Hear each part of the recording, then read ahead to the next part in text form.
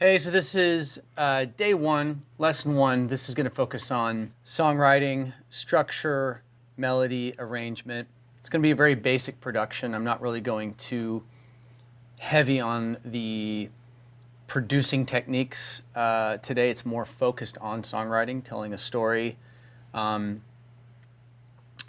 through all the decision-making processes of melody, lyric choice, kind of the melodic math, I guess you could say, as well. I'm going to get a little bit into that and at least my understanding of it and why I make the choices that I make. I have no idea what I'm going to write today. That's the way I write. It's whatever's on, like, free association, whatever's on the top of my head, or whichever artist I'm thinking about writing for. I'm going to keep it pretty simple and hooky. Think of something that could work for, anybody from, like, I don't know, a Justin Bieber or a Shawn Mendes to a Kane Brown. I think the best usage of your time would be figuring out how to write something that's not too niche. I'm not going to focus on, for instance, we're not going to go down a rabbit hole of doing, a song for 24 Karat Golden or a song for Dua Lipa specifically or Halsey. I want to make a song where 10 different artists would want to cut it because the lyric and melody is so hooky. Normally when I walk into a room or a session like this, I mean, look, I have every instrument at my disposal now. I didn't used to. I have really fun, cool vintage basses and guitars, and I have a wall of synthesizers and rooms back there with even more synthesizers. I've got way too many samples. I've got way too many software synths. And the irony of that is that when I started writing, I had a very limited supply of good sounds and good instruments. So whatever soft synths or synthesizers I could afford, I had to utilize them. I had to learn them and use them like every inch of what they could do, which is also amazing. Apologize. The first hit I ever had was Apologize. It was written on an MPC and might have even been this keyboard. It was either this keyboard or the Korg Triton. At the time, I remember Pharrell and the Neptunes used the Korg Triton on all the Britney Spears stuff, so I thought that was cool, so I bought the Korg Triton. And then I had an MPC, which is right back there, and all the sounds I had were sounds I had stolen from Timbaland. So you use what you have. I'm writing with Charlie Handsome right now to some of his guitar starts for Kane Brown, but I also, a few days ago, found out that Bieber's cutting one of my songs. By the time this comes out, it will either be out or he will have cut it and decided, nah, I don't want to use it. So who knows if it'll stay. But somewhere, I think that's why I just said I want to do something somewhere it's good enough, like, and simple enough that Bieber would like it. It could be about his wife or whatever. Kane, it could be about his wife or life or whatever. And if I can thread the needle where it's right there, who knows, maybe I'll try and write a song where, in my mind at least, it could be Justin Bieber and Kane Brown on the same record. That would be like that'd be a home run. So if there's an artist coming in, then I'm going to obviously already be aware and very much tapped into their sound and their vibe. I'm going to spend the first 30 to 45 minutes of the session talking with the artist. That's critical. That first 30 minutes to an hour of hanging out is actually where you get 99 times out of 100, unless you walk in with a concept already. 99 times out of 100, that's where you get the idea for the song. The artist will say something. They'll tell you about their weekend, how they went out, and like, isn't it so lame that I've got all these, I've got all these friends and I've got fake friends or whatever, like, and that, oh, fake friends, there's a song. Or they'll describe a breakup or a situation with their significant other.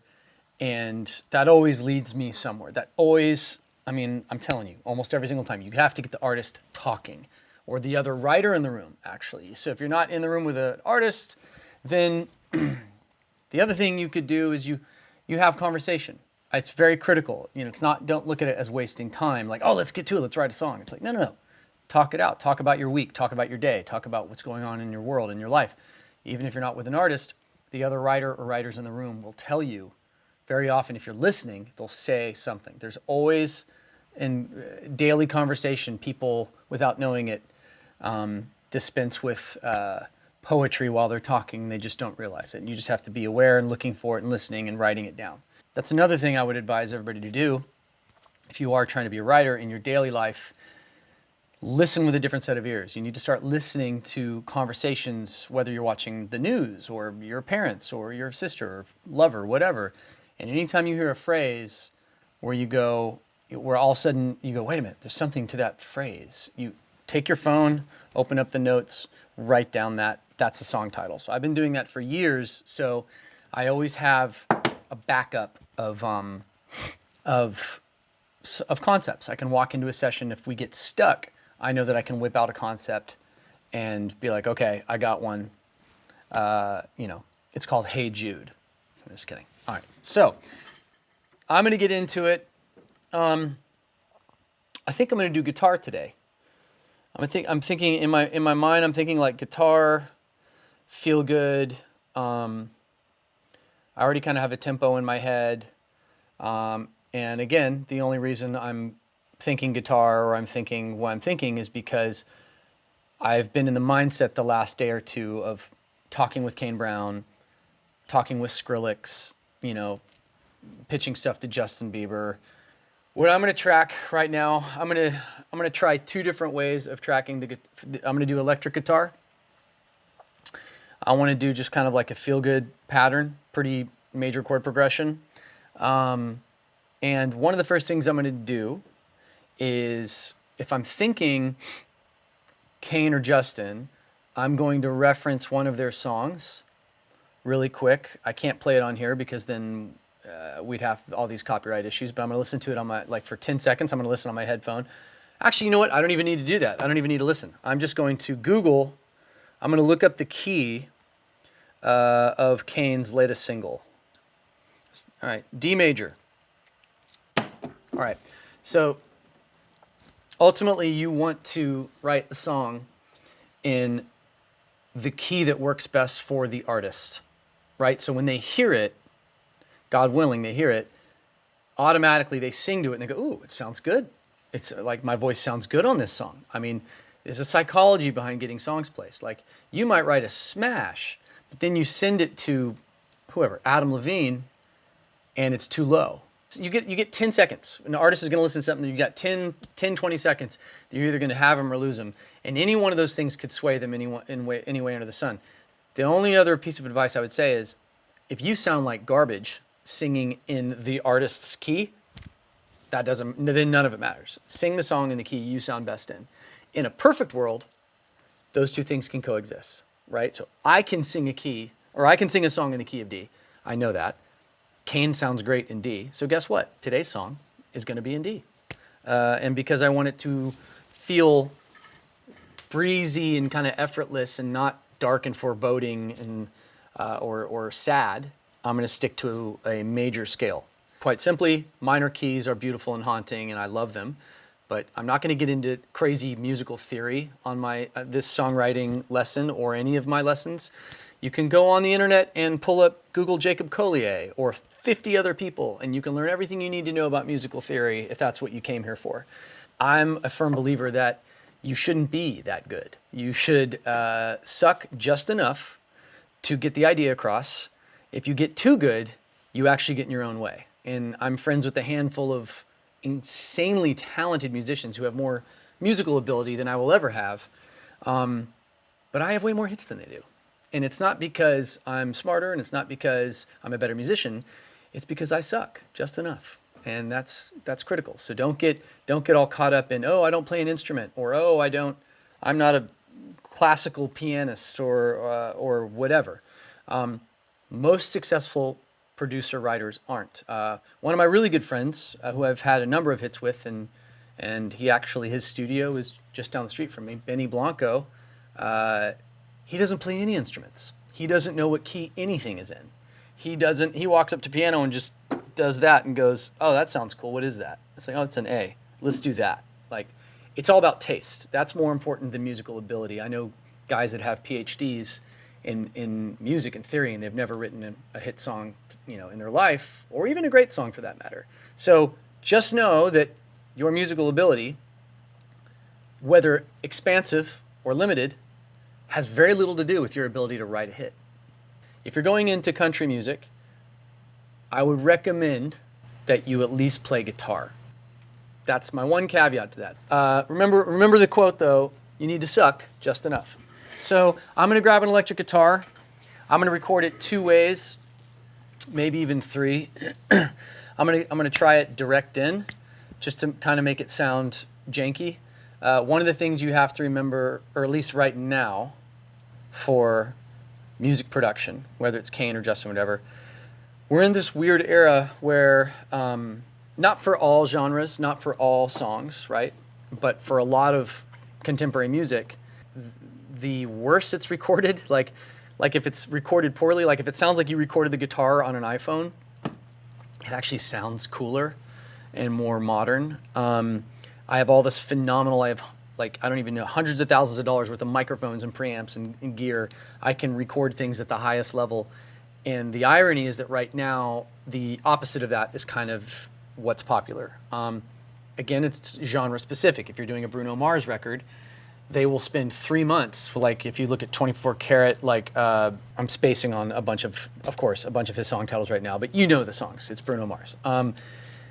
They will, when they're gonna, that last couple hits they had that sounded like they were from the 90s, they went and bought all the gear from the 90s and actually wrote the song. Once they knew they had the song, they went back and recorded everything using vintage gear, tape machines, vintage drum machines, vintage everything. They wanted it to sound exactly like it was recorded in the 90s, and they nailed it. So that is also a methodology. If I'm doing that type of record, and I want something to feel like it's from the 80s or the 90s or 70s, I'm gonna use the gear from that era. I'm gonna go through that process, that extra time and work and energy to make it sound authentic.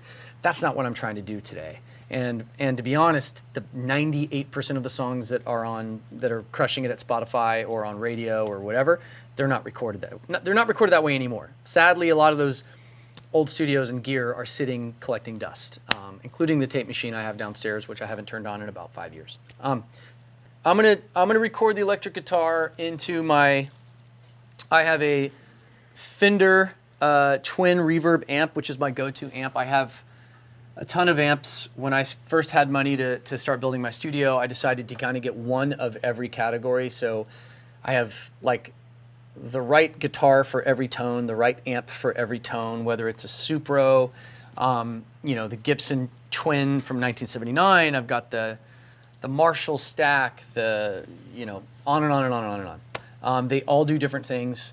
And of course, right after I finished spending tens of thousands of dollars buying all this incredible gear, technology caught up, and now the amp modelers that exist in Pro Tools or Ableton are pretty much the same thing. They're very, very close. They're close enough that 1 out of a million people might be able to tell the difference. So I'm really glad that I bought all that stuff because I definitely use it every day. I think I'm going to use today, I've got the, I'm going to try a couple different guitars to see what tone that I want to get. I'm going to start with the Epiphone, the Union Jack. This is right here. This is one of my favorite guitars. My guitar player, Drew Brown in One Republic, bought me this for my birthday a couple years ago. This is the Supernova. It's kind of an ES335-ish. This was the Oasis, one of my favorite bands from the 90s. Noel Gallagher, this is his signature guitar. It has the patina from the 90s. It sounds really good. And it has a different tone than playing on it's a little bit warmer tone than playing on like a Tele or a Strat or an SG or anything like that, a hard body guitar. The hollow body guitars have a little bit warmer tone. They're more often used in jazz, rockabilly. I've got a Gretsch White Falcon, which is the Brian Setzer, rockabilly style guitar. This is the working man's guitar. The Gibson ES335 is the more expensive version, but I like this one. Yeah, but again, all this means nothing. You don't need this guitar. Like if you're gonna write something, you need a guitar, preferably Fender, Gibson, Epiphone. Don't mess around with Squier. They don't really sound that good. We're gonna plug in here. I'm gonna go direct in first, and if I like how it sounds direct in, then I probably will not bother to amp it. I'm gonna do Pro Tools today. I work in Ableton and Pro Tools. I can work in Logic. I don't really anymore, but I spent about 1.5 years doing Logic. And I don't use Logic for one reason. I couldn't get my bounces to hit as hard as in Pro Tools. So I could do the same song in Logic and take the same song in Pro Tools, and I would bounce it in Pro Tools, and it would just slam way. It sounded more competitive, more urgent, more energy. It hit harder. And I had people from Apple helping me and consulting me, and I'm still a massive fan of Logic. I'm a massive fan of working in it. I just can't, no matter how many times they called me to help me try and get it to sound as good as Pro Tools, I couldn't make it sound as good. Let's get this going.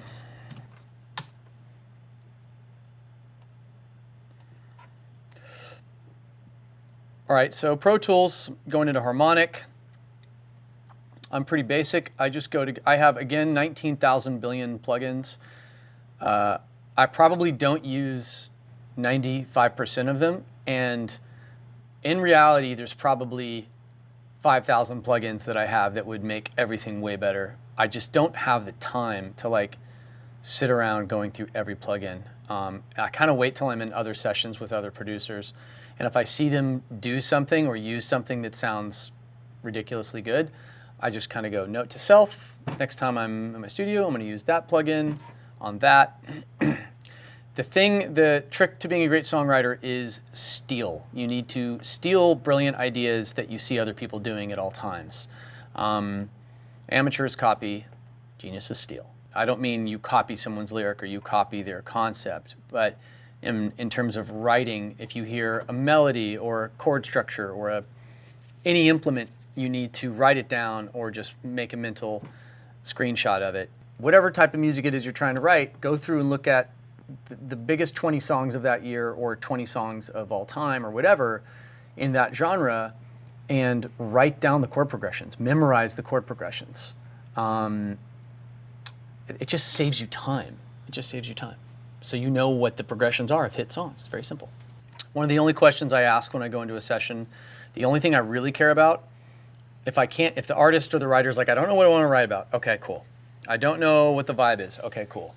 I don't know what the lyric is. All right. The only thing that in my mind has to be a starting place is, okay, what tempo do you want to do? Do you want to do an up tempo? Do you want to do a down tempo, a mid tempo? What tempo are we going after?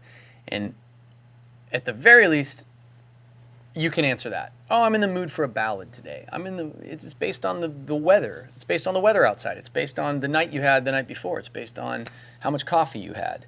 Like tempo, chill, whatever. So today we're going to do kind of I think I would call it a mid-tempo. I just want it to be like a feel-good vibe. Like almost like, in my mind, like Jason Mraz or like, Jimmy Buffett. Feels like that might be 90. I might be way wrong. A little faster than I'm Yours. I'm not trying to do I'm Yours, by the way. Just I said Jason Mraz, so it made me think of it. And it feels like I guessed the tempo. That's one of my magic tricks. I can guess the tempo of any song. So there you go. All right, we have tempo mapped. Now I'm just going to play through some chords and see what sounds good. First of all, let's get the amp sounding right.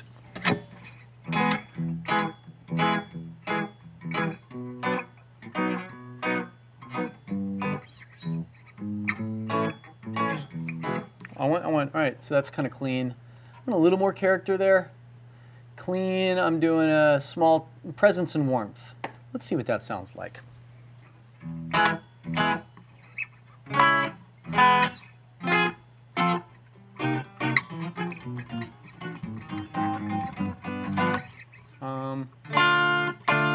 want a little reverb.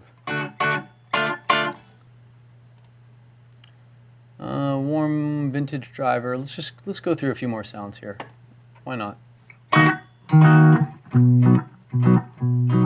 That's kind of interesting. Little too much bass. Little too much bass there.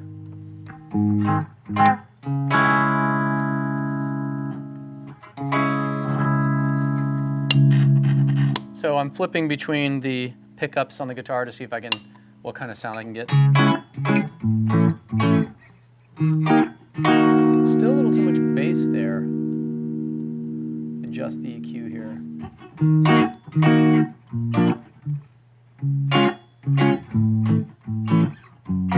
So D, first of all.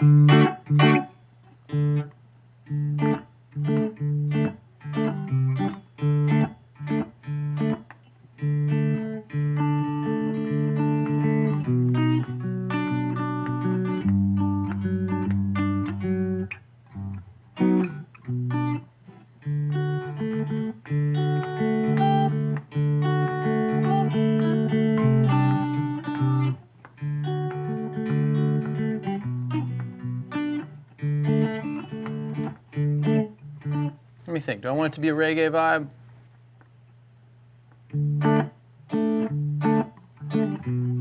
Nope.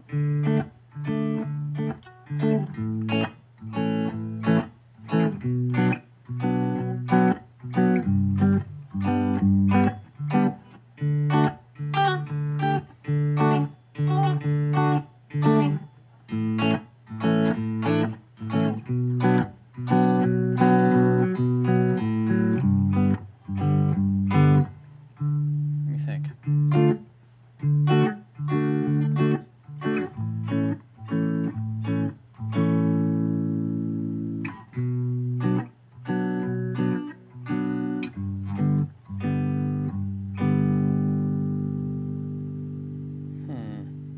So that's a 1-5-6-4 progression, just if you're keeping track.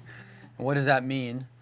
I played guitar for years and piano for years, but I don't think in terms of progressions or numbers when I'm coming up with chords. I literally don't. I have no idea what I'm playing. I'm going, I know basic chord shapes, and I'm going after what feels right. So if I do like a,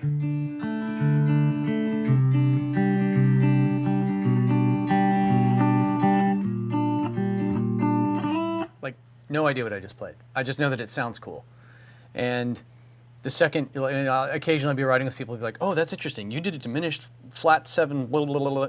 Like, it just, that's, like, I know what all that stuff is. I could sit here and play a 10-finger chord, and no matter how weird it is, I could tell you what it is, but I literally don't care. It's not, that's not what gets me off. It's about what feels good and what's different. So like even this progression I'm messing with this. So this is the one in the D major scale. You have D, E, F sharp, G, or G flat, G, depending if you're a jazz player or not. D, E, F sharp, G, A, B, D flat, D. I think that's right. Is that right? I think that's right. So like, yeah, that's right. So there's your D major scale. That's the first scale I've played in about 5 years. And so within that, we want to keep it major. And your basic, one of the most obvious, like I call obvious, like used progressions, right? There are only certain progressions, chord progressions, that sound good to the human ear. And those progressions, this is a chord progression. So me going D major, right, to A major. So that's D is the one, like in the scale of D, you have D is number 1, E is number 2, G flat's number 3, G's number 4, A's number 5, B's number 6, D flat's number 7, and then you're back up to D.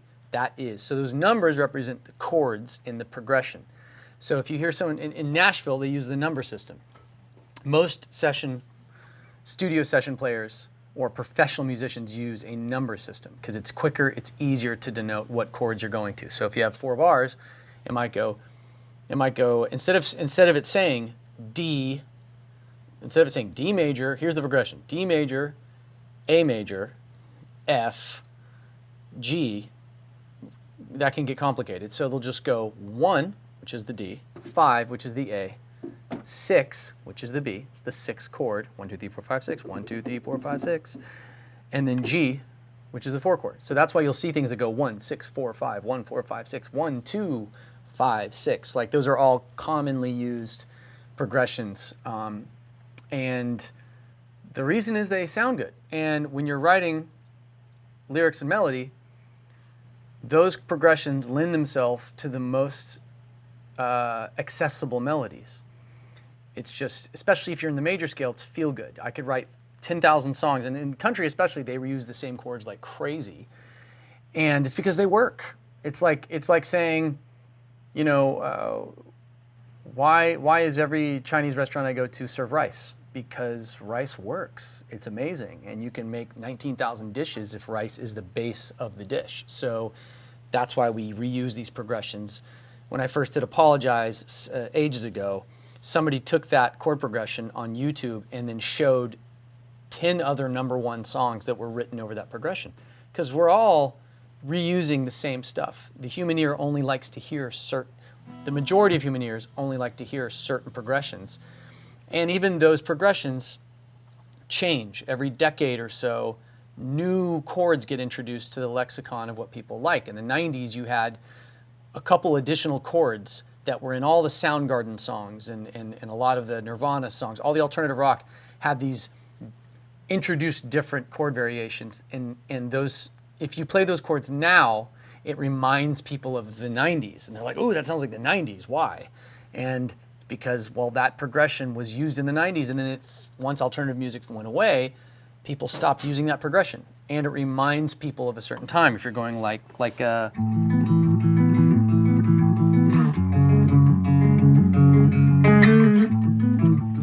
you're like, ooh, that's very 90s sounding, you know, and it's because nobody right now is really doing. And I can't tell you why those things happen or why chord progressions come in and out of fashion, but they do. Certain things remain true though. If you're bouncing between the 1, 6, 4, 5 in a major scale, those chords always lend themselves to be, you can write a song over those chords. They're easy to write over. So they're also kind of basic. So I'm trying to figure out right now if I like these chords or if they're too basic.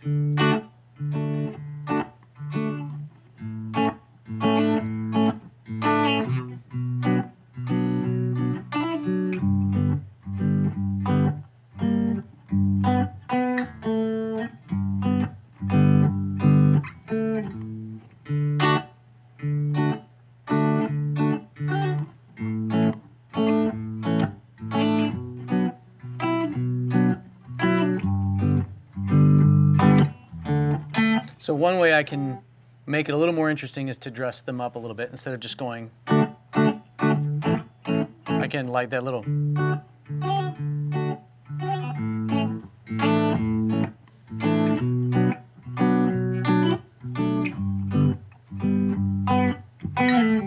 And that makes it a little bit more feel like a fully realized pattern. Those little hammer-ons, that kind of stuff, makes it just feel a little more interesting and not as just like boom, plodding along.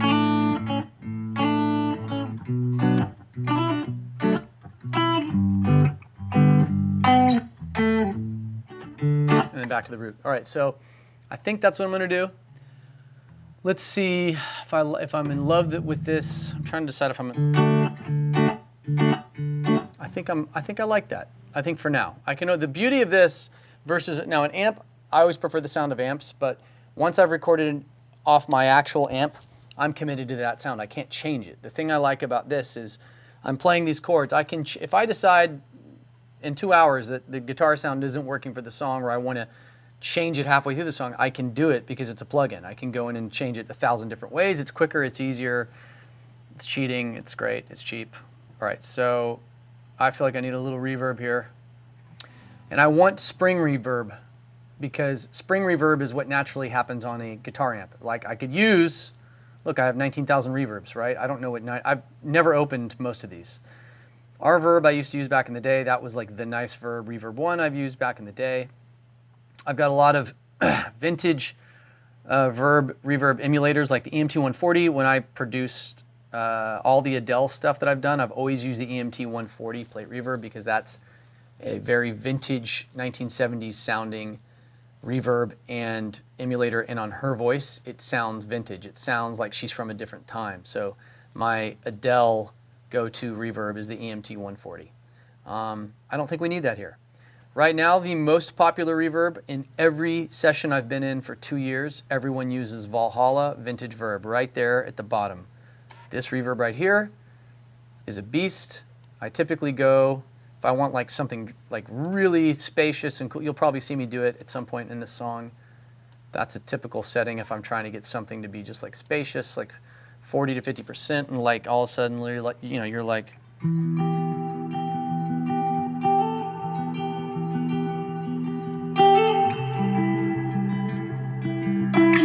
So just makes it all of a sudden, oh, it's Billie Eilish, you know what I mean?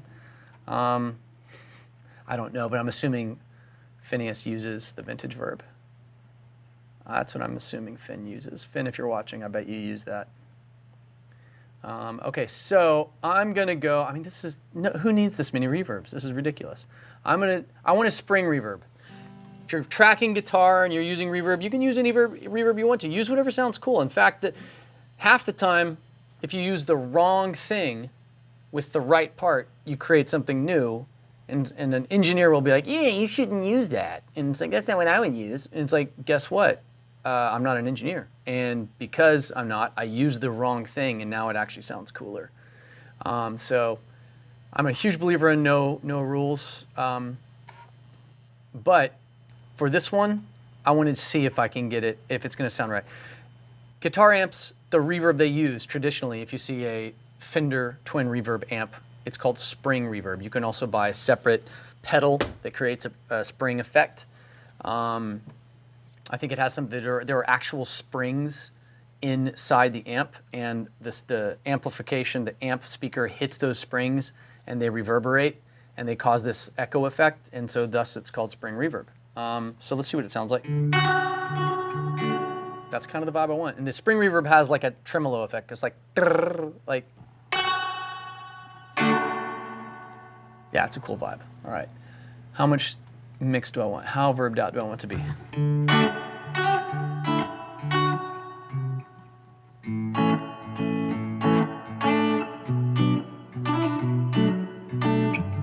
And when I do this, watch. So I'm gonna go from so that's a, B minor. Here's B major. So the chords are D major, A major, then B minor. Then I'm gonna go watch. I don't even know what that chord is, but it sounds good.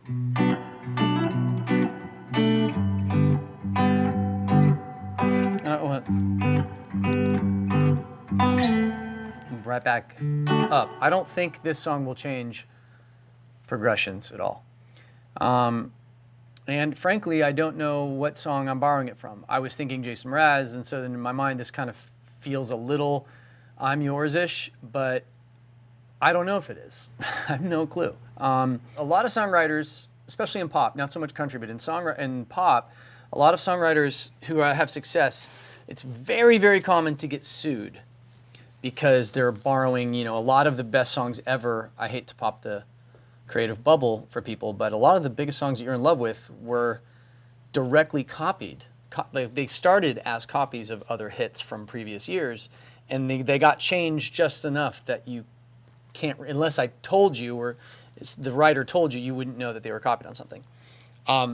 I've written with a lot of writers who that is their method of writing. And by the way, there's no shame in that. You'll pull up the 4-bar intro to a Fleetwood Mac song and loop it, and then, or whatever song, and then write a new song on top of that loop, then delete that loop and replace it with other music. But all that matters is that whatever you're writing to inspires you.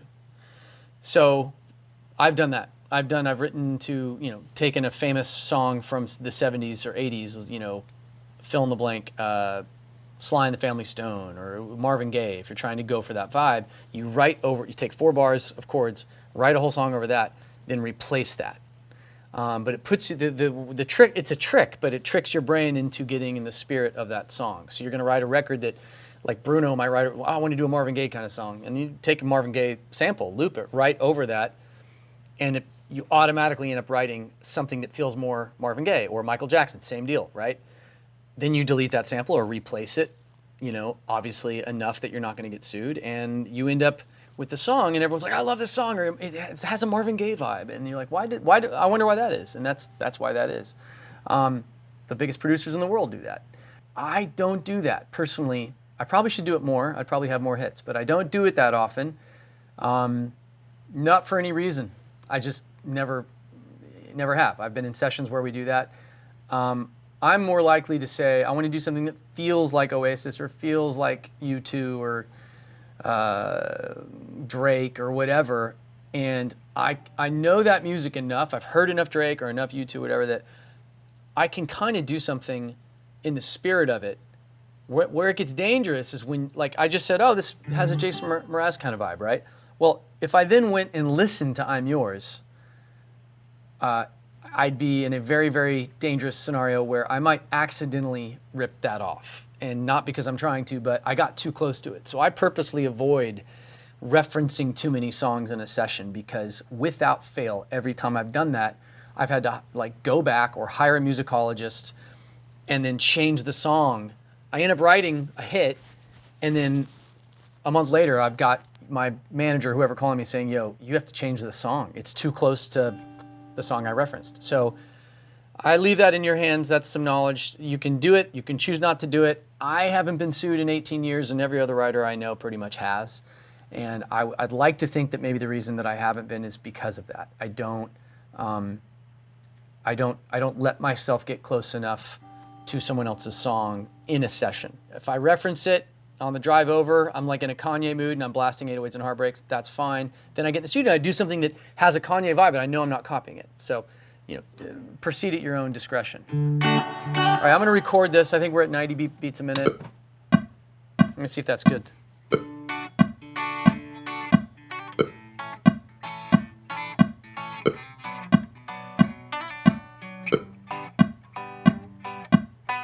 Yep, I think that's perfect. If anything, I might slow it down a little bit, but I think for now, I'd rather it be faster than slower. 90 beats a minute, solid.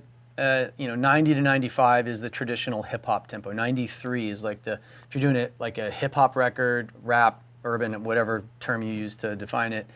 93 is historically like the dead center sweet spot, but 90 to 95 really is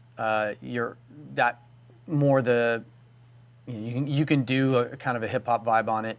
And then, of course, now in 2020, you've got trap music, trap tempo, which is all around 140 beats a minute, halftime. So it's hi-hats are going 140 beats a minute. The beat is more like 70 because it's in halftime. So I don't know. All these, just like chord progressions, beats per minute are fads. They change all the time. I think that's cool. So pay attention. I'm going to record this.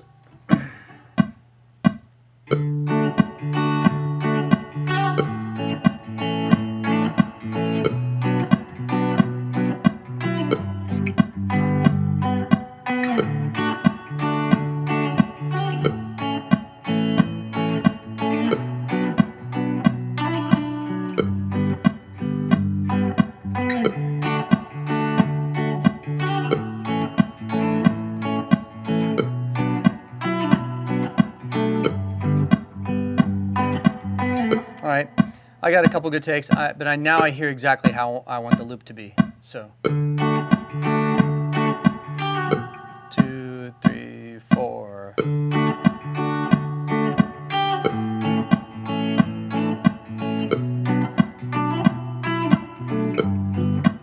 Nope.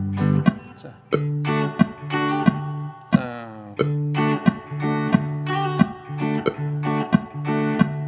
Oh, this.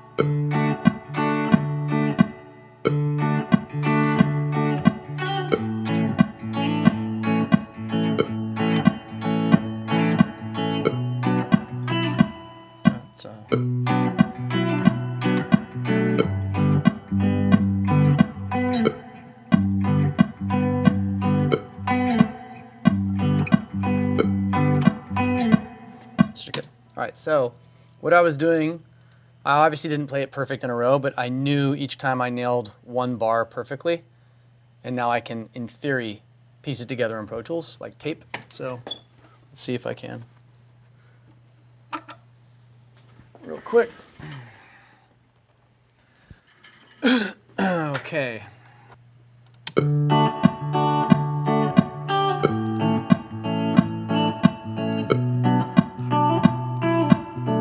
Nope.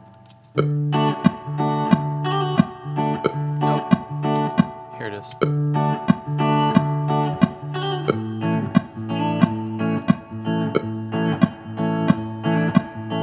So, as you can see, I'm editing. I like this piece of it. That's the great first bar. That's a great second bar. See what I'm doing here?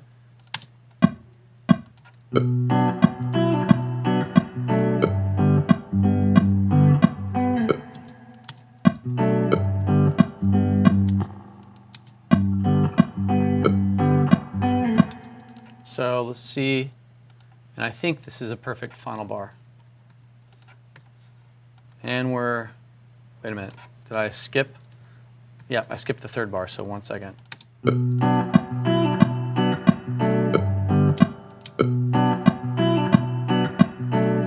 right, so this one's almost perfect, but see, I can tell that I'm ahead, right? Now, I don't think you have to be perfect when you're playing stuff. It doesn't have to be on the grid. My rule of thumb is you can be behind, just don't be ahead.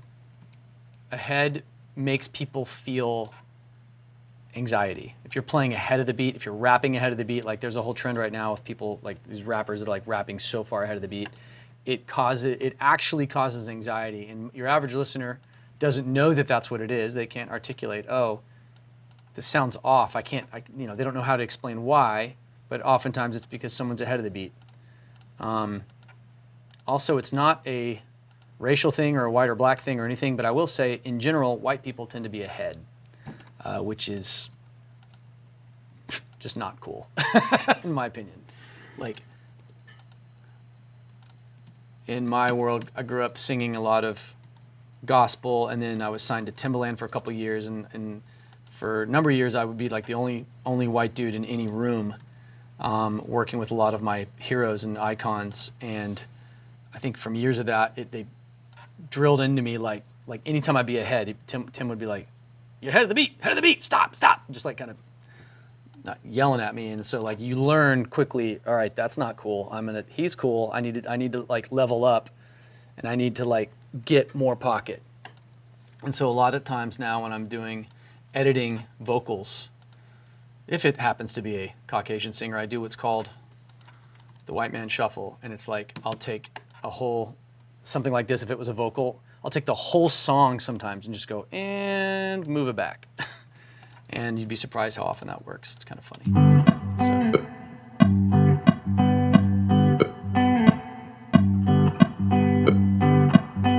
There we go. There's the third bar. And this might be too far behind. Well, we might be good.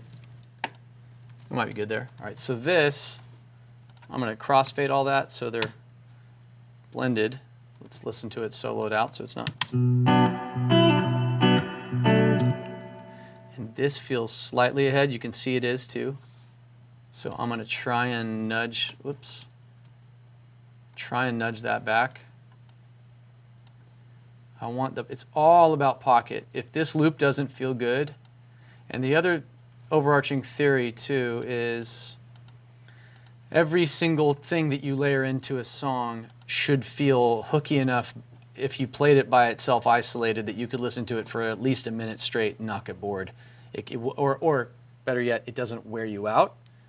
And if you have something that's ahead of the beat or out of pocket, I don't care how cool it is, like especially if it's ahead, you can't listen to it for a minute. It's just that's kind of one of your litmus tests is if the music is right, is if by itself it sounds great, then you're good.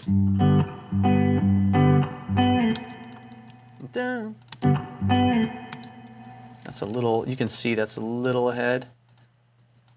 And I might not be able to cheat this. Let's see if it sounds real authentic when I get it. All right, so that's that looks to be perfect. All right, I'm not gonna combine these things yet into one clip, just in case I have to change them. So in theory, here's my loop. Watch, I know I'm doing this a little out of order, but in theory, that should.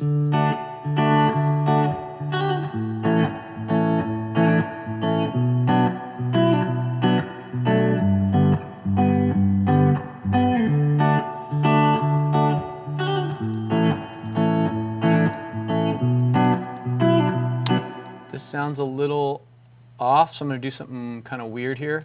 This may work or it may not. I'm going to stretch this to feel more like I think it should. Let's see if this feels right. No way to tell.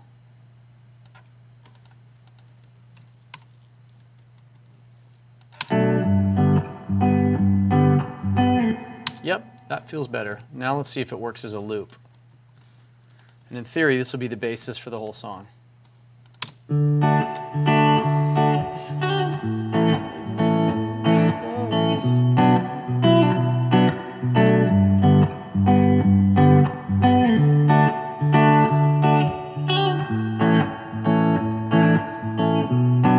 So, yep, this one starts a little late. It's funny, I know it's very, very subtle, but I could hear it. I could tell that this guy right here is just a little too late. And you can see by the waveform that I'm right. That's starting behind that click, and this is starting behind that click right there. So if I slide that over, in theory, that should feel more like the rest of the pattern. You don't want anything, you just want it to feel satisfying, and I don't know how to explain it, but perfect but not perfect, like played by a human, but also just like satisfying. I don't know.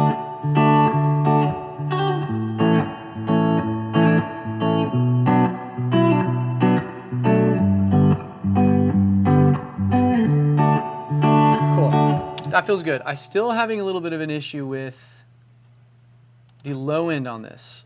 And now again, I used a semi-hollow body. Had I used a telly or a hard, solid body guitar, I probably wouldn't have the issue with that low end. So I have multiple options here. I can lower the bass a little bit on that if I choose to.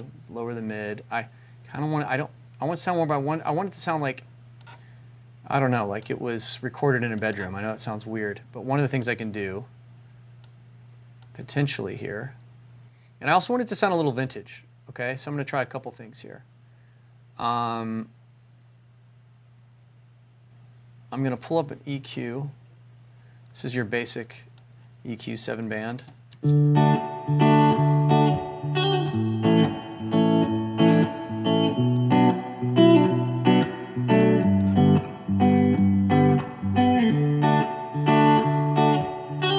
Okay, that already helped. Rolled off. This is the EQ 3 7-band EQ. Look, I have a ton of EQs. I have so many good ones. The API sounds great. They all have different sounds.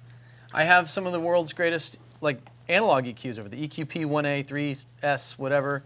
The Abbey Road like signature EQs that are incredible if you're EQing live instrumentation, drums, especially for drums, vocals, you name it. Stereo, Pultecs over there, like very enviable French tubed Pultec EQs. One of like, I think they made a limited of 20 back in, I don't even know what year it was. Probably prehistoric. They all sound great. They're sitting over there. When I'm writing, my nemesis is something that impedes the flow. So if it's not fast and consistent, I don't use it. I have all these phenomenal things. I probably should take the time at some point to go through. The Oxford EQ is great. I mean, look at this. We can go nuts on this, you know.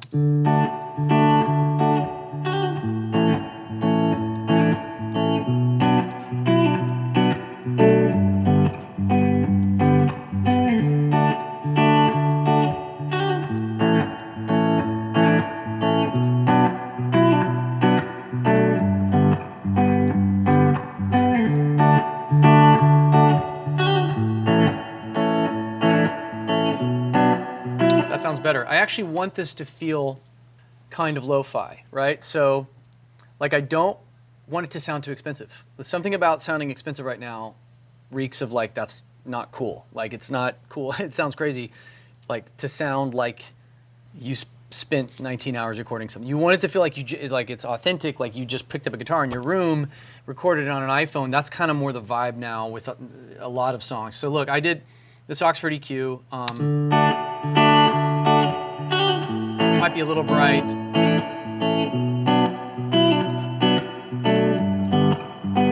But for the purposes of what I'm teaching today, I don't want you to go buy an Oxford EQ because that's going to cost a fortune. I'm pretty sure I paid a fair amount of money for that.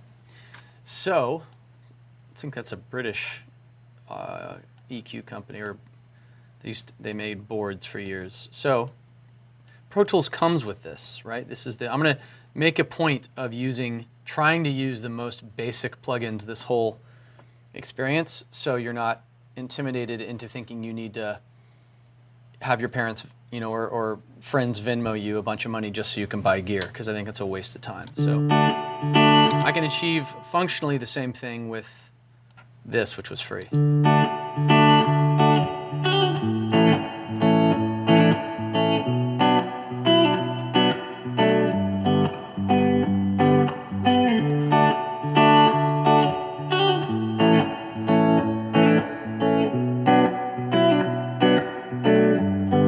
The important thing with guitar, if you're EQing it, if you're EQing a song, if you're adding instruments or vocals or anything, the biggest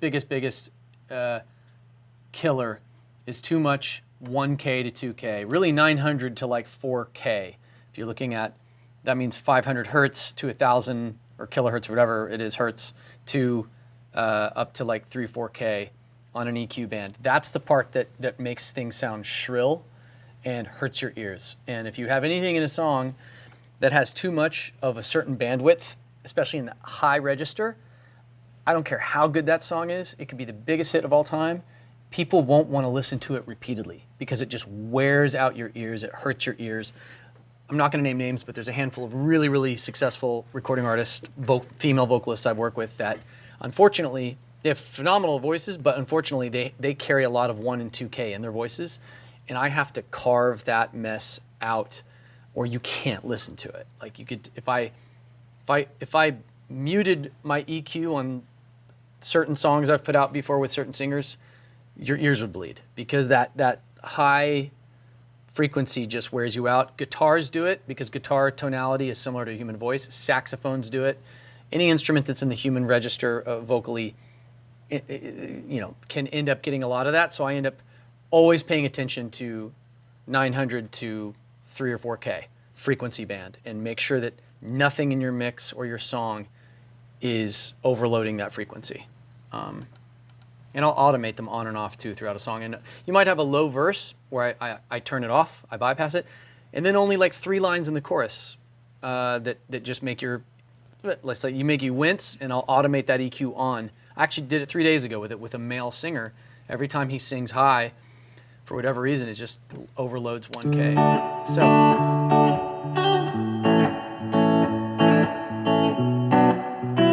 that sounds great to me. All right, that's usable. I don't need the rest of this mess. I might end up adding a couple more guitar lines, like at some point in the song. I'm going to get into a place where I can actually start writing this thing. But it is important to create a vibe, right? Here's a plugin that I do love. It just adds a vibe. It just makes things feel vintage. And it's called the RC20. Okay? Now watch what I'm doing here. There's a little too much vinyl noise on here, but watch what this does. It adds EQ vinyl. It basically makes it sound like it's from the 70s.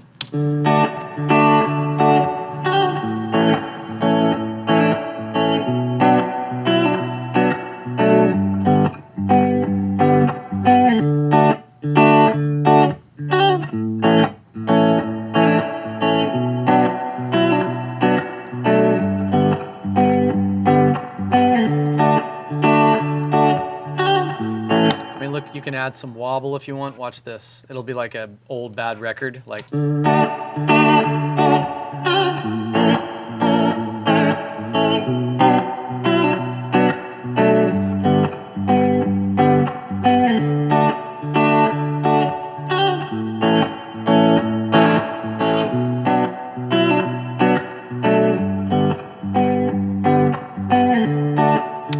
Cool. And then I'm going to add. I feel like this one might benefit from a little background noise, just like texture, ambiance, as they say. So I have a couple things that I've recorded on my iPhone over the years on tour. I have like a Paris cafe. I've got a pub in Dublin. I've got New York City in spring outdoors near the Flatiron District, just random sounds. There it is, New York City ambiance. Hear that? That's actually from Benny Blanco's apartment. I leaned out the window right when like school let out, and it just adds a thing. So check it out.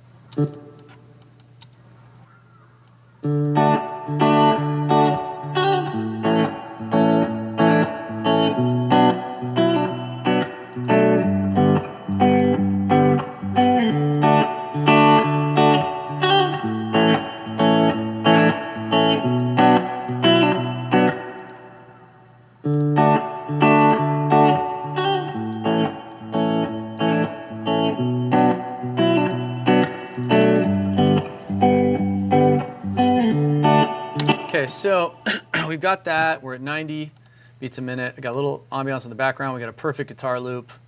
I'm gonna add, I'm not gonna program drums yet, but I'm gonna add snaps just so it's like something, right?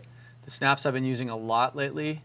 Shock surprise. I mean, I have a billion snaps from pre-Slice, but there's some really good ones. The ones that I use a lot, and I'm pretty sure they're getting used everywhere because I hear them all the time. Is it Cashmere Percussion? There you go.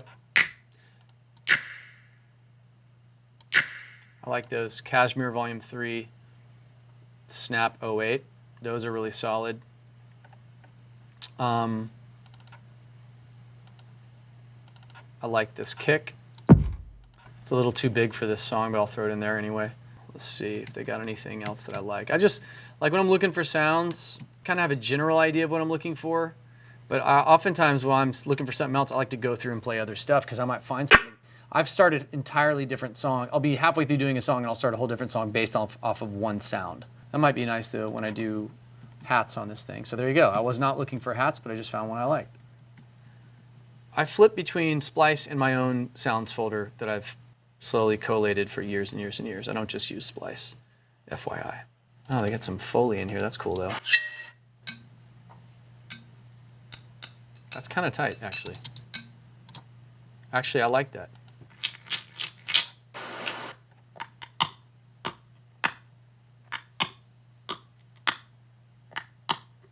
See? You never know what you're gonna get. That's kind of tight. So that's called Foley, and in the movie world, that means sound effects. So like a door shutting, me doing that, opening up closing a AirPod case. That's all Foley. Let's see what else I got.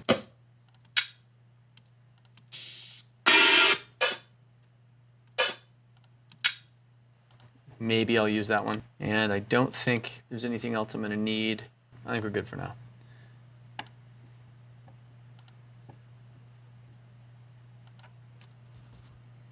Got to get to writing.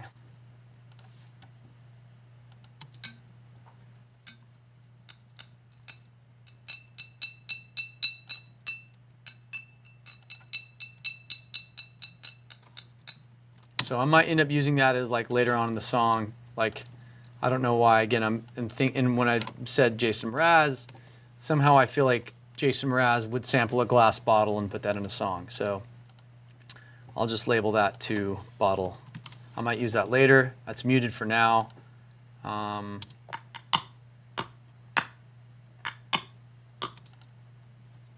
Something about that sound I like.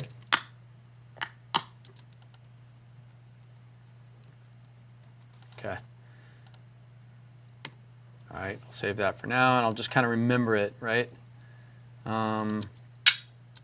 That's for later when I start doing hi-hats. That's kind of nice. That's the big kick for later.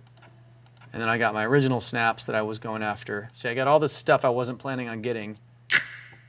Those might be too big. No, they're perfect. So all this other stuff here, I'm just gonna kind of save it. It's all muted, but I remember it's there. Shrink it down so it's not taking up all the oxygen in the session. Drag it down to the bottom. If I need to use it later, I'll use it. Meantime, I do try to keep, when I'm producing, drums grouped together, like kicks kicks before snares, bass right next to that, because the critical component of every song is that the 808 or the bass or live bass or upright bass locks in with the drums perfectly. So I keep them side by side on top of each other so I can always line them up. And then I typically try to keep the vocal right up at the very top of every session. The vocals at the top, typically right above the drums, because the vocals also need to be pocketed with the drums. So drums, vocals, bass, all in the same general area. And then everything else goes from there. It might go guitars together, keyboards together, piano together. Keep them all together. And if I'm being super organized and I'm not in a rush, I will even color code them. But lately, more often than not, I only do that when it's if I happen to be prepping something for mix myself, then I'll color code it. So here we go. So I want this to feel a little bit more stereo, like spread as opposed to one guitar. So this is one of my favorite plugins, actually. I would recommend you getting this. I use it on vocals all the time. Anytime I have I'm singing and I don't think my voice sounds cool enough, which is a lot, or if I think it sounds too pop, I throw, in the sound field category, and I throw Microshift on it.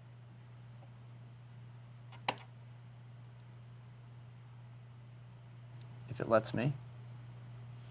It let me do it.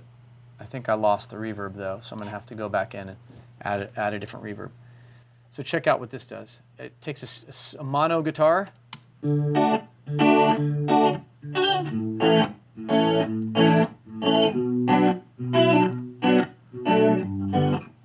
Just more interesting, and it's like stereo spread now, and we need to get our reverb back. Again, I want the Airspring reverb.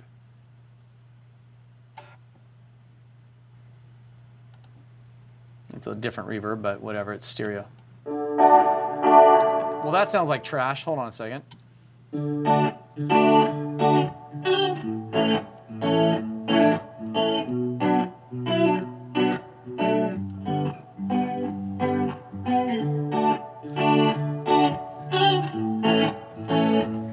Yeah, all of a sudden it's hard to explain, but that starts to feel like a record now. Like, it's so weird. Like that one little effect, the Microshift, all of a sudden it's more engaging and more interesting sounding. That's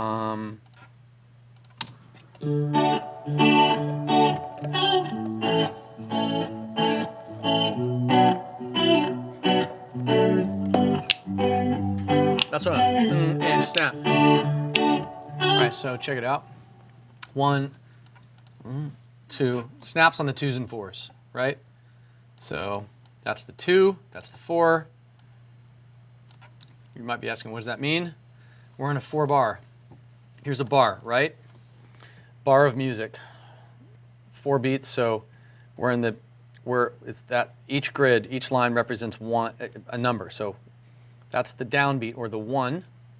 You know, to each bar is 4 beats. So 1, 2, 3, 4. 1, 2, 3, 4. We're in a 4/4 time signature. So if I say snaps on the 2s and 4s, you know, that means physically the 2 and the 4 downbeat. If I say on the ands, that means if anybody says, I want them on the ands or on the pickup, it'd be like 1 and 2 and 3. So that would be a weird place. You would do hi-hats there maybe. But you wouldn't do snaps. That'd be weird. So, right? We're already in business. So, now I don't like how the reverb fades out. It doesn't, I can tell it's a sample on my snap. And again, this is not necessarily the producing tutorial, but I'll just show you what I do so I can make it sound like it's in the room. This is another tip. If you grab something from Splice, a sample, a clip, whatever, and you can hear the room, the ambience, however you say that, of the sample, and it bothers you because you can hear it, it falls out before the next sample kicks in, so you can tell that you grabbed something from Splice or somewhere else. One little trick is you add reverb. It doesn't always work. It doesn't work if you don't need reverb, but it can also help.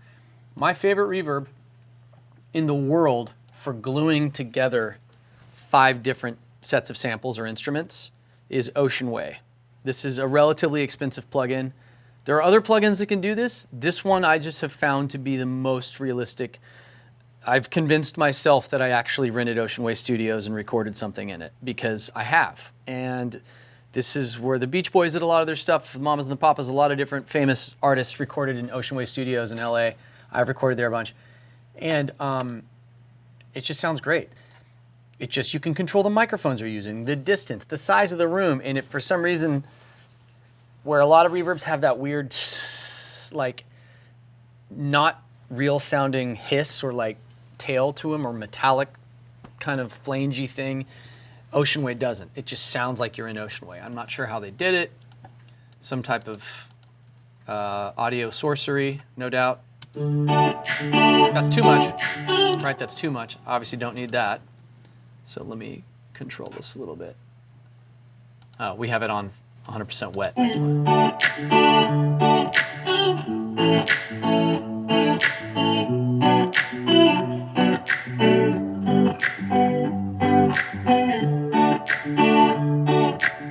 See the difference?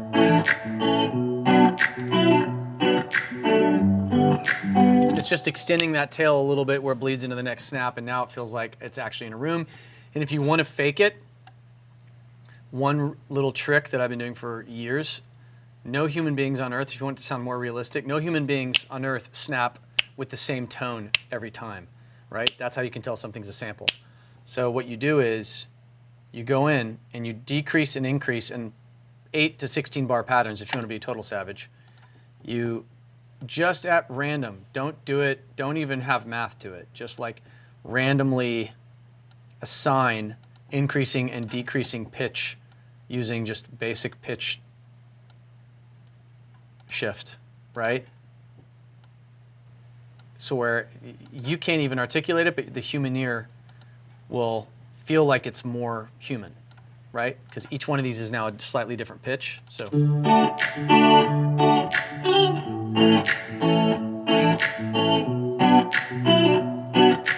Right? Already sounds like that was recorded live. That's because they're not all the same wave. They're not all the same pitch. I did it so subtle, but I promise you that it makes a massive difference. I usually do my snaps in a, unless it's a hip hop record, right? Or rap, where I just keep them static. If it's a pop record or anything organic at all, like this, I'll do it in like 16 bar patterns, because the human ear, well, at least mine, I can tell if you're doing something in an 8 bar pattern, and then that distracts me. So if I do it, takes more time, but if you do it 16 different snaps really quickly, just assign it takes like 60 seconds, then that pattern, nobody's gonna be able to tell with all the other instrumentation. They're just gonna think that they're real snaps, or that they're more realistic. It won't, there's certain samples that you use in songs, snaps being one of them, hi-hats being maybe another, where humans can tell that you're using a sample, and something about that bothers humans. It bothers the listener if each one is, and it's the same note, same length.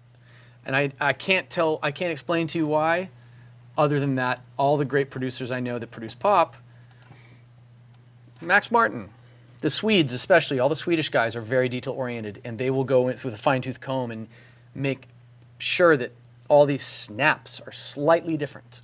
Different. If I want to be a total savage, I would create 2 or 3 separate tracks with snaps and assign different reverbs to each of them within like milliseconds of each other, but just enough that it doesn't distract you. The key is that the snaps happen and you don't pay attention to them. The second something becomes trite or overused or inhuman, then you all of a sudden notice it. And really your goal when you're layering up sounds is to get out of the way of the song, get out of the way of the lyric and the melody. Everything should support that. So half the time I spend is changing sounds so they don't distract you.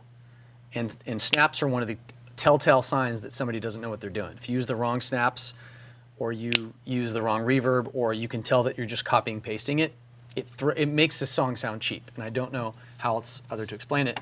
I've had this conversation in countless sessions with countless producers, and we all talk about how important snaps are in making them sound good. So for the sake of time, I'm not going to go through and do 16 bars because I'm already going way too long on snaps, but I'm just going to copy and paste those.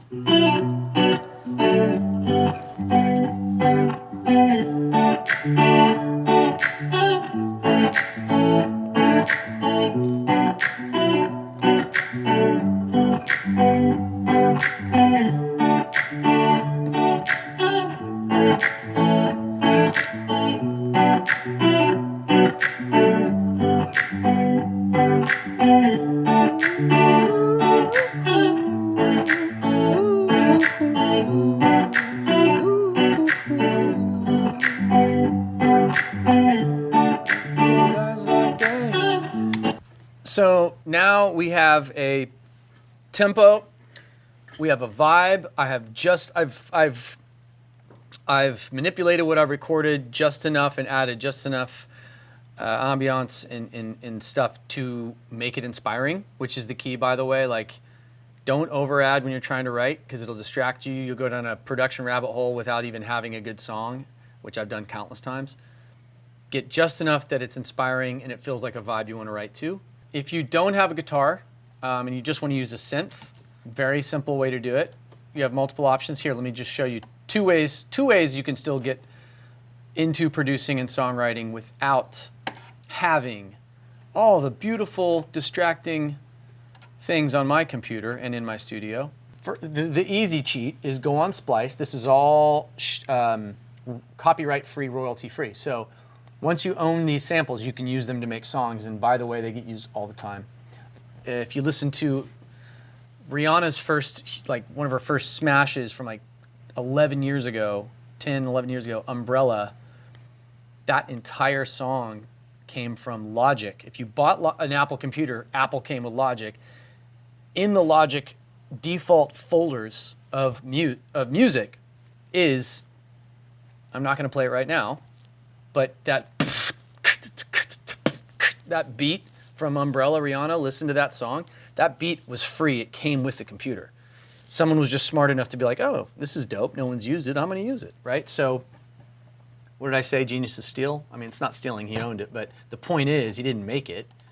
Half of the hit makers I know don't play anything. They just have good taste, and they know when something sounds dope, and they know they move quick and they use it. So here, one thing, I mean, I did a whole song with, I think it was with Tory Lanez like a year or so ago, because I just played a couple of these things. If I can find it, hold on a second. Here we go. Look at this.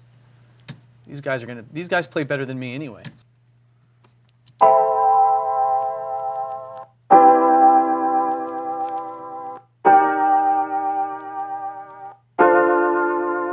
All right, so in Splice, you've got miles, hundreds of megabytes, gigabytes, whatever, gigawatts. You've got tons of guitar loops, Ed Sheeran level, Drake level, and it's what you do with them. Like, for instance, look at this. I'm just going to give you a 30-second tutorial.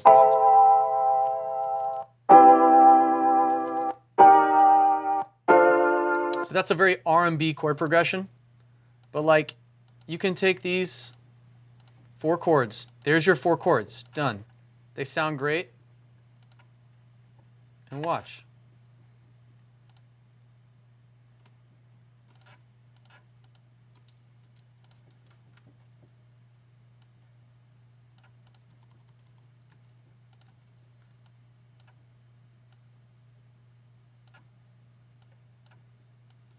It's like,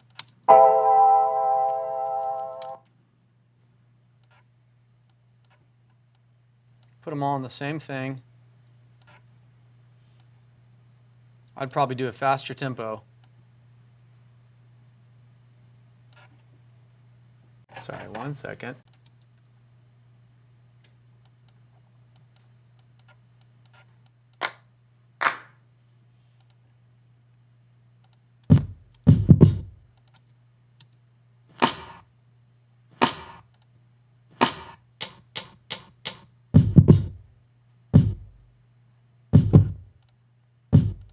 Look at this. I just grabbed chords off Splice. If you're trying to do a record like, I don't know, Alicia Keys or like John Legend, I just did a record with him. I did his first single. He would vibe on something like this. Like, I got a kick. I don't even know what I'm doing here. I'm just grabbing stuff. And then boom. Literally just grabbed these samples. I don't know what any of these really are. What is this? Check it out.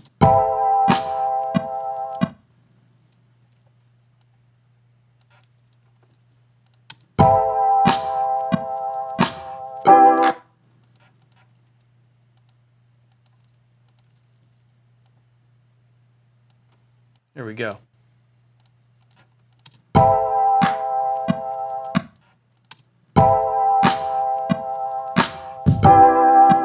Right? So you see where I'm going with that? So point is that this is, I don't even think we're at the 3-minute mark. And you got all of a sudden, and look, what's that thing I grabbed from earlier? Remember I said I might use it at some point? This hi-hat right here.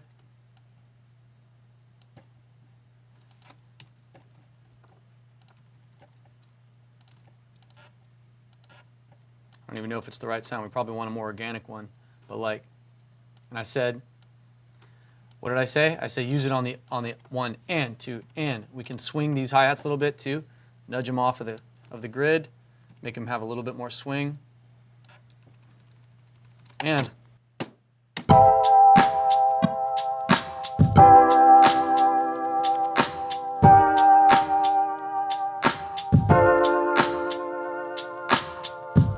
Right? So the point I'm making is there's one way to throw a track together, and at this point, we could do a whole song like. Ever since I went up in you, I take it matter what I should do. You tell me that you don't know what it was, and I love. I don't really care about you. See the way the cutter you do. You tell me what you got because you know I love. Whatever. Now you have like a swaggy R&B record right there, just from like 3 or 4 samples off Splice. And if you don't have Splice, you need Splice. I wish existed. I would have paid any amount of money. I would have given all the monies that I had when I was 20, 21, crying because I couldn't find good sounds. I knew how to make music. I wanted to make it, but I couldn't. In the early 2000s, getting quality sounds was next to impossible. And you just couldn't, you'd go on eBay, if anybody remembers that, and you would buy CD samples. It's a disaster. So if you don't have Splice, you need to get it, and it's gonna change your universe. Get really good at it though. You can't just use stock stuff. But if you're just writing songs and you're friends with producers, don't even worry about producing it. Pull in some loops, pull them into Pro Tools or Ableton or Logic, write over those loops, send those to your producers. They'll keep some of the stuff in there. They might mute it, they might reproduce it. All that matters is the thing about Splice is the sounds are already recorded so well. There's so much interesting stuff that it's inspiring. And the biggest thing is that you're inspired to write. You don't need to play an instrument at all. Now more than ever, I would encourage you to learn an instrument, but you don't need to be able to be some great musician. The absurdity of going and spending years and years and years trying to become a phenomenal musician so you can write songs is a complete waste of time. Start, and even financially, you're gonna be a lot better off if you start writing songs now. Even if you can't play, start writing over loops, over anything you can find on Splice or on the internet. Work on writing more than, I would rather you work on the songwriting than work on learning an instrument. There's, in my opinion, a much higher value getting better at songwriting than there is in becoming a phenomenal jazz drummer or something.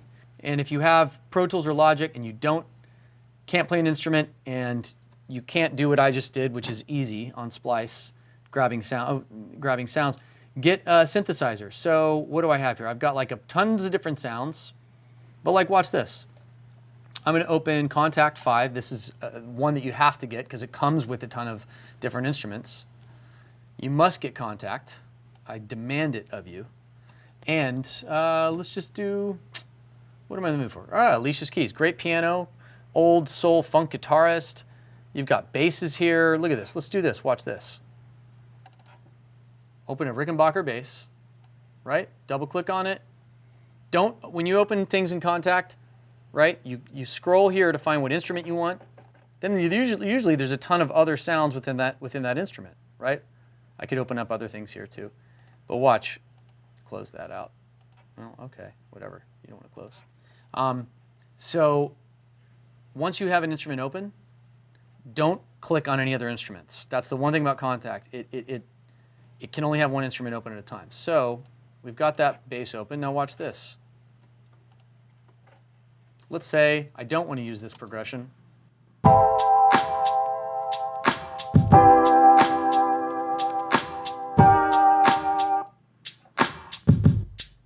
I have a basic beat, and watch. I'm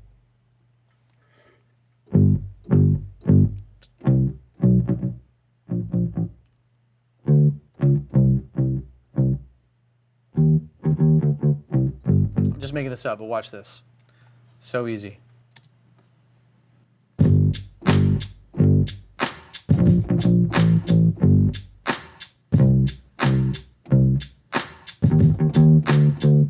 Now, if you want to be smarter, use a click track. Let's see here. I'll say it.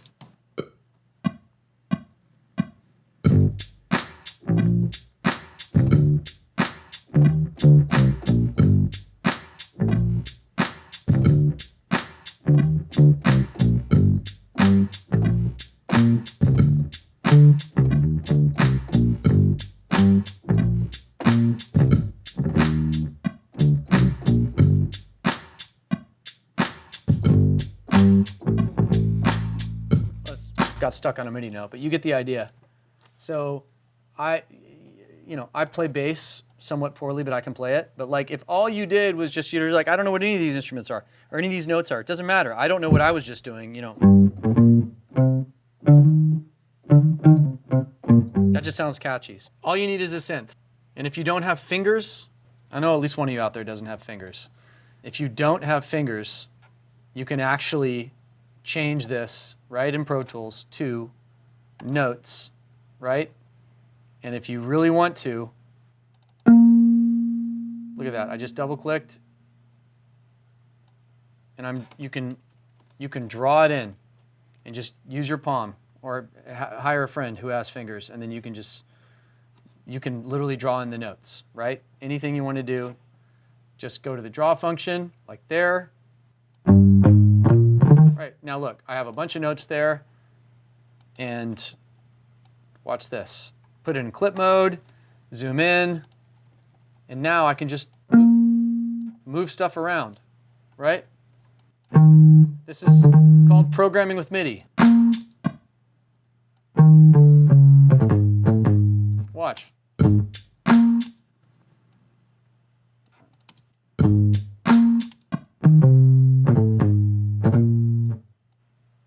You kind of already know where I'm going with this.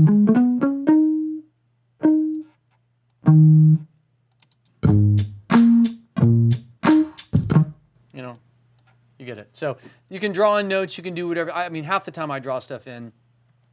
I recorded piano, yes, a bunch of piano yesterday, and I hit the wrong notes. So I went in MIDI, fixed the notes, I made myself sound like a much better piano player just by drawing in the notes. You don't have to know. Listen, here's what doesn't matter. That note right there, what is that, A flat? Who cares? Doesn't matter. None of that matters. It's like, do the association between the notes matter? Does the movement matter? Does it feel like something that's cool? Would you want to sing to it? Would you want to write to it? Would an artist want to cut it? That's what matters. So there's your quick lesson in using sounds off the internet to put together vibey loops and inspiring moments. You don't need a bunch. You need a laptop and the internet and, I don't know, probably 20 bucks. But you don't need much. You don't need to be brilliant. I know that much. So now I pass it to you. You've seen my process, just getting something going. Yeah, it's your turn. Get something going, pick a tempo, pick a vibe, pick an instrument. Doesn't have to be guitar. It could be piano, it could be a synth, it could be a loop from Splice or the internet. It can be anything. It could be just melody. But get something that inspires you where you can start to create melodies and start to map them out. And yeah, take it away.